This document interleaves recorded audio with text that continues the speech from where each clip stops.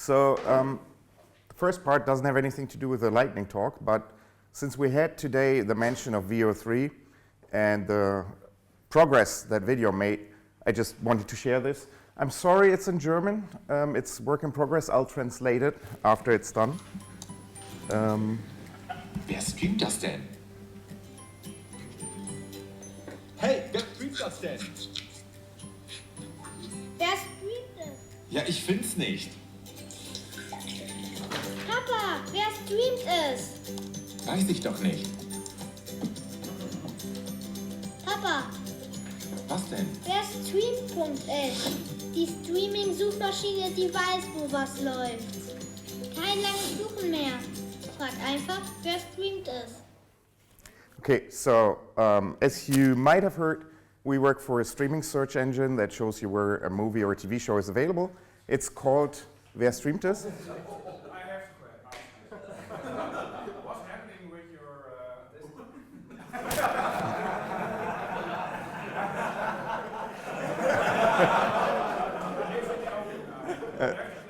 Yeah.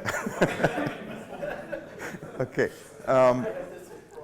So we work for this streaming search engine. It's in German it's called Werstreamt.es, which is a play on words. It's basically who streams it.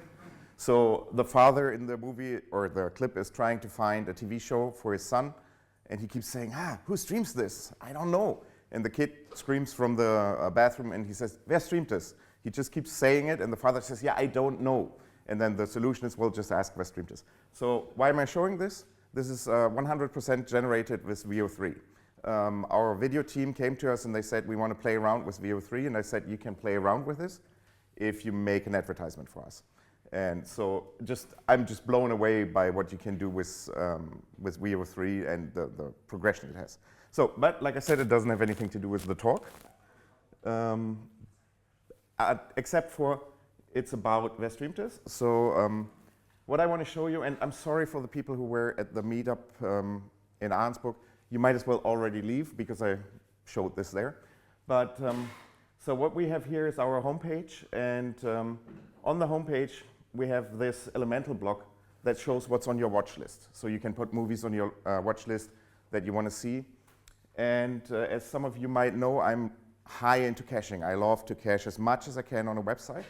And that's a problem if you want to cache your homepage and you have personalized information on there. And the way we normally do this is we know what needs to be personalized, and then we just do an AJAX call or whatever to enrich a page that's been served by the CDN. Elemental throws us in a big problem in that situation because we don't know where on the website personalized stuff is going to show up. And so we can't build rules in the CDN for things like that. So what we did for that is we built ourselves a little hook in Elemental. We call it personalized Elemental block. And if an Elemental block has the personalization feature on it, you can go in the backend and you can set a checkbox on that block. And what that does is, if I'm logged out, I'll just look at the monitor down here.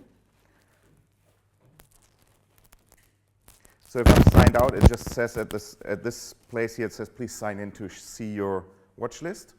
It actually has exactly the same height, so we don't have a content layout shift or anything happening, because that's like was hurting us in the beginning if we reloaded stuff just for the user. And so I just want to show you this to give you an idea of like something you might want to do with Elemental. Here we go. So in the backend, we have this slider here. It's a watch list slider, and it just has, like in its settings, it says element personalized. That's basically all that's there. And then what this does is the template for this, we have a question in here is refresh call. And what we do is, I'm sorry about all those messages, ignore them. So what we basically do is we put in here what the element should look like if you're not signed in, or if you're not, what we deliver into the CDN. And then the outer container, the elemental handler, puts a data attribute on this, says this can be personalized. And our JavaScript just sees, okay, this can be personalized. And then it makes a call to our refresh controller, which has the page ID and the elemental block ID. Hold on, I got this open here. So this basically just is the refresh method. It takes the ID and the block ID. It finds the page where the elemental block is on. It makes sure this is an AJAX call. And if not, it just redirects you to the page. It finds the actual elemental block, and then it just re-renders it. And when re-rendering it, the variable for this is a refresh call is set. So then in our template, which is this one, we can say, okay, this is a refresh call. Okay, then let's put the actual element in here, which is, if we go into there, it's the slider. And then we can use user data and personalize it and so on. And we don't have to worry at all about it ending up in in any caches. Like, because if we would accidentally cache user data in the CDN, that would be a big mess. And so there's no module for this because it's really simple to do. I just want to give it to you as an inspiration. If you deal with caching pages, but you still want to personalize them, we found this to be a really simple and easy hack to extend elemental and use it anywhere on the page for that. Yep. Thank you. Questions? Any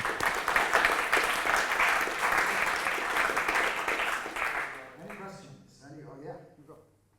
So this is a full page reload. No. It just what it. Oh, I'm sorry. I should have shown that. So where's Chrome? So let's put. Let's sign in. Come on. Okay. So if we go to the network tab, and then refresh. So it found multiple elemental blocks in this case. And so what it does, it just sends a request for, like, home is page ID 1, and it found elemental block 198.